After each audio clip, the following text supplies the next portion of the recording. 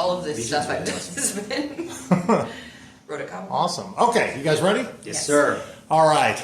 I am Marcus Blake here at the Dallas International Film Festival press junket for The Salamander King with Austin Nichols and Adrienne Palicki. And we're going to dive into this movie. My first impression is a great love letter to Austin. Yes, sir. Yes. Also, I love the subliminal messages for margaritas and queso, which I did eat when I was watching the screener. Two of the best things in the world. Exactly. So, Austin, let's start with you. What is the inspiration behind this movie? Well, this thing came to me through a friend of my sister's when I moved back to Austin during COVID. And he had an idea, and he kind of had a little outline and maybe, some stuff written down, but he didn't have a script yet. And I said, I love it. Let's develop this. And I thought it would actually be a good TV show, like a Parks and Rec workplace comedy. And we kind of struggled with that for a little while. And then he said, let's do the movie. And I said, great, just write it. Let's go. So he wrote a great script. We started raising money, and the thing started to take on steam. And it was somewhere along the way that I actually, way later than you would think, where I woke up and I went, oh, wow, I'm making a love letter to the city I grew up in. I didn't think of it right away. Right. And then later I was like, this actually makes a lot of sense because, that thing they always say of write what you know or make what you know or whatever it is, is true. Like, you, especially in the beginning, if you haven't directed or you haven't written very much, write something that is really, really deeply true to you. Well, there's so many little things about Austin that I don't think people from the outside, really realize, which made it, incredibly unique and stuff. Adrienne, so your character basically is the uptight bureaucrat who gets softened by the end of it. You've never really played a bureaucrat of sorts. How did you kind of get into that mindset? I mean, there's a little bit of like the Kelly Grayson Orville aspect of things, a little type A. Sure. But it was really interesting because I've lived in Austin for now like 2 decades, right? And so I'm obsessed with it and I love it, and I also I've seen all the changes too. So it was really a funny flip to be playing the person coming from California, who's talking to the person who's actually from California coming in, to play the Austinite.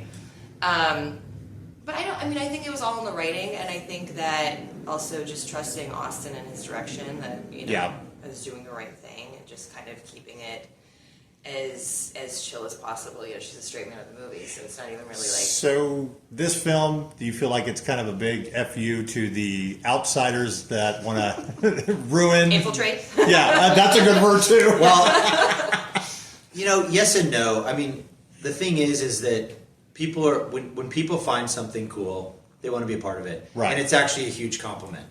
And we have to take the compliment, and we're not going to stand in the way of progress. My thing is let's not destroy the things that we love so much, and just wipe them off the map because the land is so valuable, or whatever.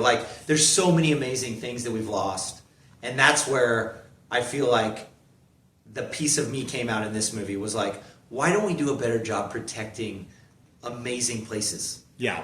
Why? I went to France and rode my bike through France, and they do an amazing job. In Italy, they do an amazing job of protecting places. Mm-hmm. And I think in the United States, we could do a little better. Because every great city has changed. But that's the thing that makes, And I will also say, there were some lines in the movie that were even more mean to outsiders coming in, but we cut them. Yes, you had to. So that's for the director's cut, just strictly for the Austinites. I got you. Yeah. The salamander metaphor in the story. I didn't really know anything about that. I'm not from Austin. The guy who's interviewing you after me I live vicariously through him. Okay. So how much is that? How important was that as a metaphor to the story? When I was a kid, Barton Springs closed because the salamander was endangered, and we couldn't go swim in our favorite swimming hole for a while. And it made it, as a young kid growing up in a town, you go, oh wow, this town is taking steps to protect this almost tiny little thing that you can hardly see, and it's endangered and it's important and it's special. And that was the message that I got growing up a lot. Yeah. And that's one thing that I feel like is slipping away. Right. And it was important, back in the day, and people seem to really, really care. Oh, wait, tell me, what was your question? No, that's fine. Where does the metaphor come from for the salamander? Oh, yeah. Well, all of our characters, I think, in the movie feel like endangered species. Right. And the salamander just seemed to work perfectly for the town and the swimming holes and all that stuff. And we had this happy accident of being able to go shoot this mural with Ryan. And then I was on my birthday last year.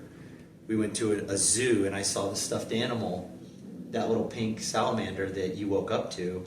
And that just was a happy accident that I found at a zoo. And we got to put this in the movie. And, all these things just kind of like, some of them just happen naturally along the way. Right. And I don't know how, we could ask Drew, the writer, but I just loved the idea of that being this representation of the characters. Adrienne, since you've pretty much been in Austin for 2 decades now, and I can't believe next year will be the 20th anniversary of Friday Night Lights. What has been your favorite thing of Austin over the last 2 decades? Well, my favorite thing about Austin is like and Austin knows this Austin. I never felt like I really belonged anywhere. Right. And something about moving to Austin in 2006, I don't know, I found myself because I was around a lot of people who were very different and interesting, and everybody just accepted you for who you were. I could just be Annie. I wasn't the actress or whatever. So it's like the things that I love most about the city are still there, like the heart, the community. I can still saddle up to a bar and meet somebody random, and then all of a sudden I have a friend. So is there other golf movies that might have heavily influenced this movie? I mean, the obvious thing is Caddyshack, but it's also the thing you don't want to touch, and you don't want to go near it because it was this weird moment in time, and you could never do it again. I mean, you have Chevy Chase and Bill Murray and all these other amazing people.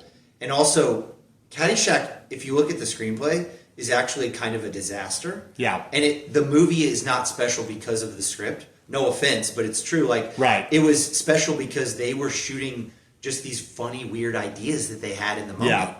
And they were discovering that Bill Murray and Chevy Chase could do all these weird other things that they didn't even plan to do. Yeah. And they went with that. Right. But I mean, we talked about this earlier. Like, for some reason, golf does attract these comedies, and there's Happy Gilmore and there's stuff like that. I don't know why. Golf is inherently funny, I guess. Right. Well, I've got time for one more question, so it's our famous nerdy question that we ask all of our filmmakers. If you could have a superpower or even a weapon of choice from within the nerd universe to fight the forces of evil, what would you choose? Oh, it's a good one. And you can have more than one thing. Well, I definitely want to fly. That has definitely been my number one choice for all of life.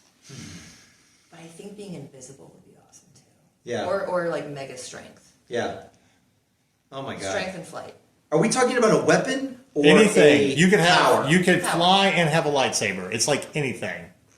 Okay, like so mine is teleportation, because I was just in Peru and I had this most amazing vacation, but the journey was long, and if I could just blink and be home, oh my god! Oh yeah. Can you imagine what would happen with your travel? Like, you'd just be like, oh yeah, I'll get to New York 15 minutes before my dinner. Flying too, and then you get to see all the things because you get there really fast. Okay. I love the debates on these questions. Well, it was a wonderful movie. Thank you for interviewing with us. And I will say one thing.